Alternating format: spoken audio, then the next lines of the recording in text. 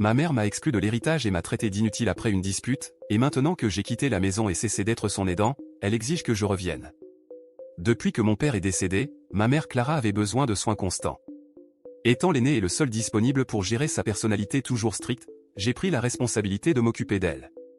Bien que j'aimais ma mère, la situation n'était pas facile.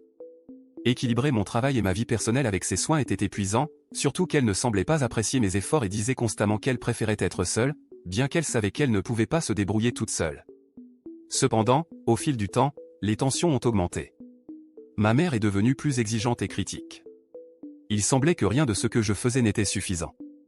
Nos disputes sont devenues plus fréquentes, et chaque fois que j'essayais d'expliquer à quel point je me sentais dépassé, elle répondait avec mépris, disant qu'elle m'avait élevé toute ma vie sans se plaindre. Le point de rupture est survenu lors d'une dispute animée, lorsque ma mère m'a traité d'inutile et a dit que je ne valais rien et que je m'occupais probablement d'elle uniquement parce que je ne pouvais rien faire d'autre de valeur. J'étais profondément blessé, surtout parce que j'avais sacrifié tant de choses pour m'occuper d'elle, et elle le savait. Dans le feu de l'action, elle m'a également informé qu'elle m'avait exclu de l'héritage, disant que si j'étais là pour une part plus grande, je devais baisser mes attentes parce que je ne méritais rien de ce qu'elle avait.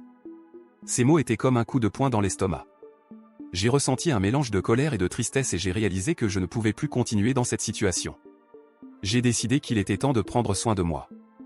J'ai dit à ma mère que je partais et qu'elle devrait trouver quelqu'un d'autre pour s'occuper d'elle, peut-être un de mes frères et sœurs, mais je ne parlerai plus. Partie 2. Ma mère m'a exclu de l'héritage et m'a traité d'inutile après une dispute, et maintenant que j'ai quitté la maison et cessé d'être son aidant, elle exige que je revienne. Je ne tolérerai plus d'être traité de la sorte. J'ai quitté la maison avec le cœur lourd, mais avec la certitude que je devais le faire pour préserver ma santé mentale et émotionnelle.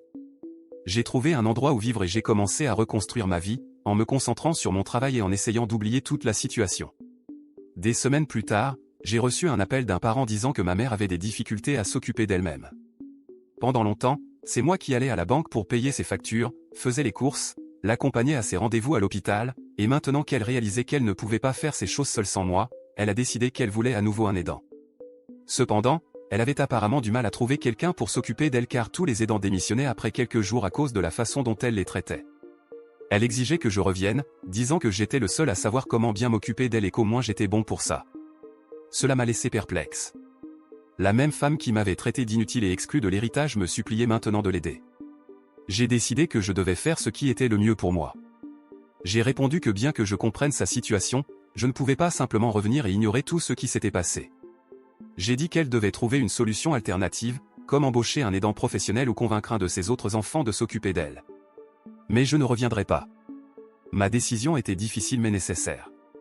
Je savais que je ne pouvais pas sacrifier à nouveau mon bien-être, surtout pour quelqu'un qui m'avait traité avec tant de mépris. Cependant, elle a maintenant commencé à m'envoyer des messages et même à convaincre mes frères et sœurs d'essayer de me persuader de revenir. Mais j'ai déjà décidé que je ne reviendrai pas. Je leur ai dit que s'ils se sentaient si mal pour elle, ils pouvaient aller s'occuper d'elle-même, mais bien sûr, personne n'a accepté.